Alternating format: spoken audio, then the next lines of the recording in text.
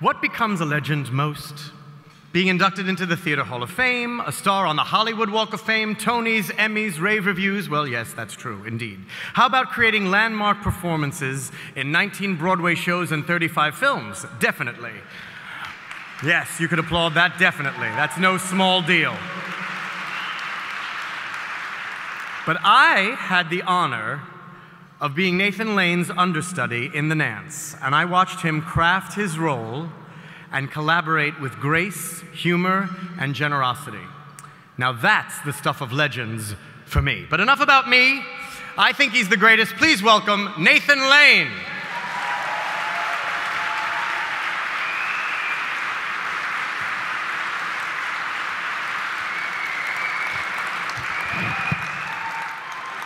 Thank you.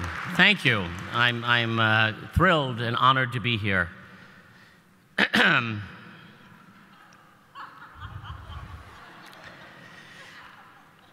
Dana Ivey, where do I begin?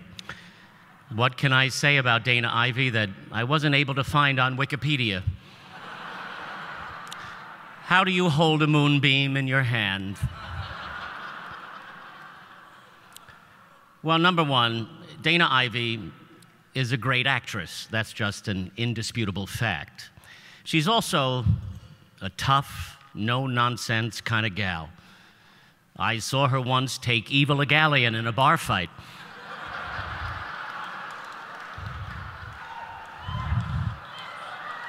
Oh, yeah. She held her down while reciting a passage from the Trojan Women,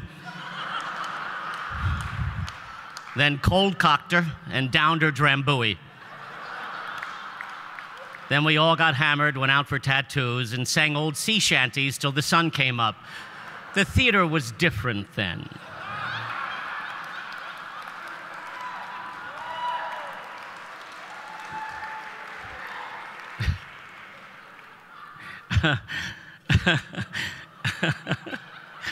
I hear Dana laughing.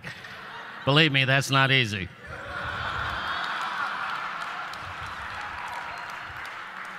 Oh, but seriously, I first met Dana Ivey in 1982 at the first rehearsal of a Broadway revival of Noel Coward's Present Laughter, directed by and starring the formidable and intimidating George C. Scott.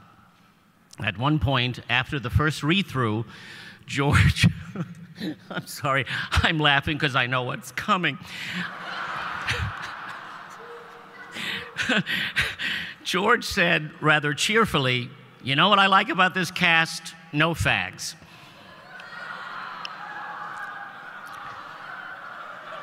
No fags. Let me reiterate, this was a play written by Noel Coward.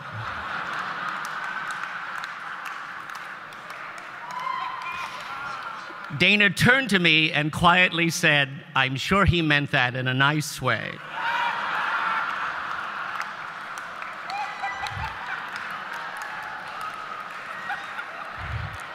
And thus a friendship was born. Now, don't get me wrong, we love George C. Scott. He was complicated, tortured, self-destructive, and brilliant. He was also incredibly kind and generous to us, and that show turned out to be an important break in both of our careers. Dana was sensational in that show, simply one of the greatest comic performances I've ever seen, and for which she went on to win the Clarence Derwin Award, the first of many awards in her illustrious career, including the Drama Desk Award, 2 Outer Critics Circle Awards, 2 Obies, and 5 Tony nominations. Memorably, 2 Tony nominations in 1 season for her work in Sunday in the Park with George, and a revival of Heartbreak House with Rex Harrison. That should give you a good idea of Dana's remarkable range.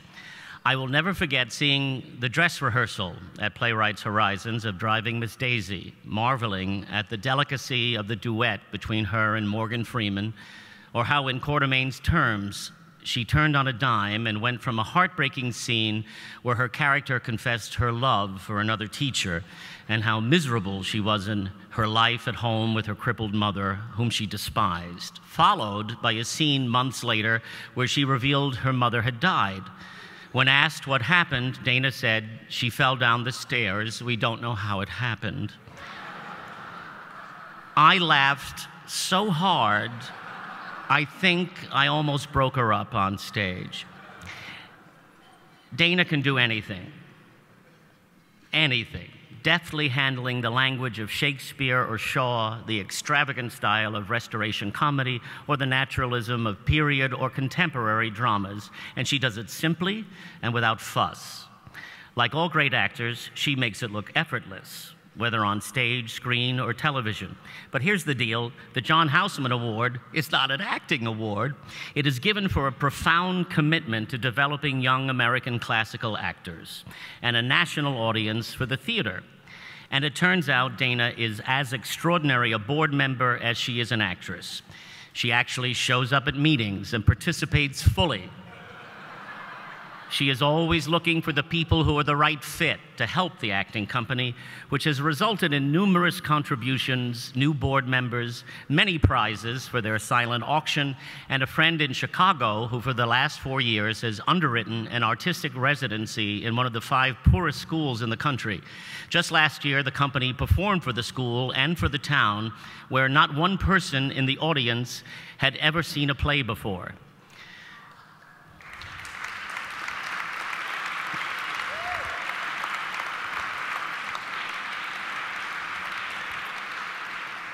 Sadly, the audience got frightened and trying to burden the company as witches, screaming, "They dance with the devil," but that's a whole other story.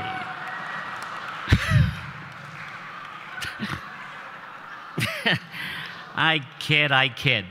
Hilariously, while preparing for this evening, I found a 2008 interview with Dana while she was visiting her alma mater, Rollins College, in Winter Park, Florida.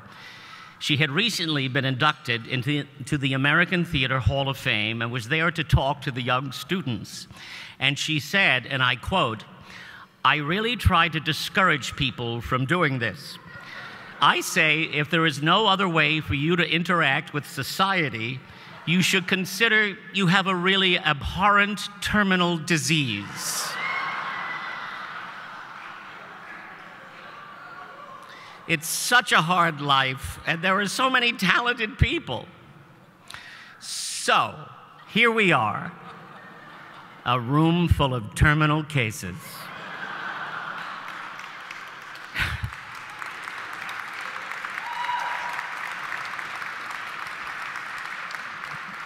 And may we never recover. In that same interview, she also said how lucky she had been, and what a wonderful and diverse career she has had, and yet she still didn't feel she had made it. Well, Dana, we all beg to differ. In our eyes, you have definitely made it and continue to do so brilliantly. It is my distinct pleasure to present the 2013 John Houseman Award to Miss Dana Ivey.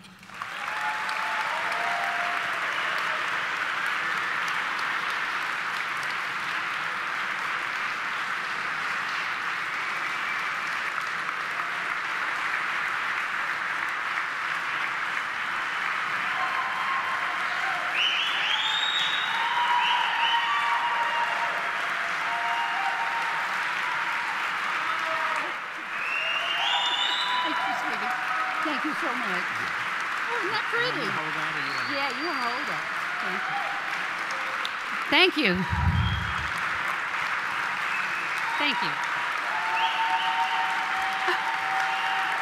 Thank you.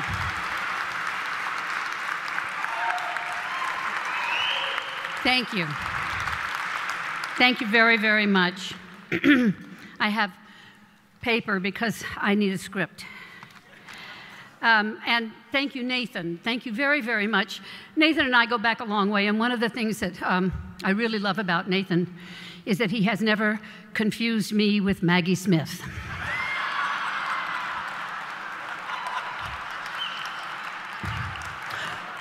Who couldn't be here tonight.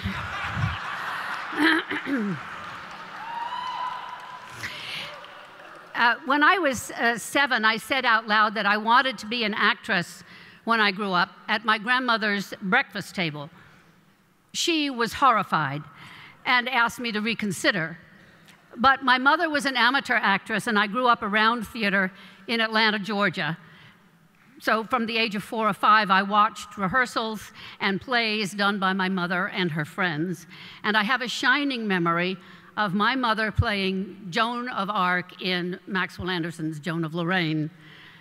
My mother took me to see Katharine Cornell and Ruth Draper when they came through Atlanta.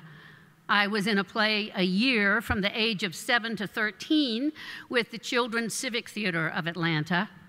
And I played every possible kind of maid in productions my mother directed at Georgia Tech during my high school years.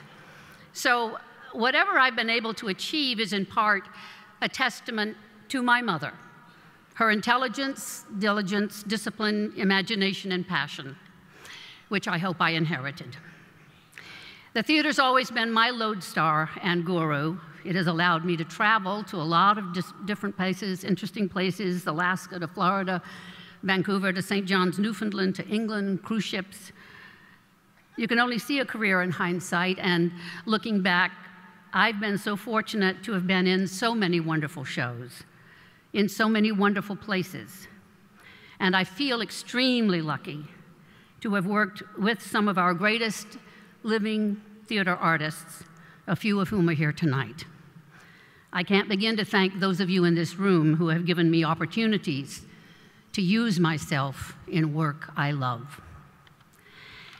The acting company's mission of taking theater to underserved communities using young, classically trained actors is one that I support wholeheartedly. The acting company has introduced theater and Shakespeare to so many thousands of people across this country, creating audiences for the future one hopes, and showing people the foibles of humanity, transmitting the beauty of language and the excitement of ideas through the thrill of live theater. I am an avid theater goer, addicted to that thrill. People have been incredibly kind to me over my lifetime, and this honor is a kindness that leaves me flabbergasted and bewildered. It seems somehow off-kilter to be given an award for doing what I love. Still, words cannot sum up the joy of being recognized for devotion to craft and love of theater. Shakespeare wrote, "Silence is the perfectest herald of joy. I were but little happy if I could say how much." So as Sebastian says in Twelfth Night, I can no answer make but thanks, and ever thanks.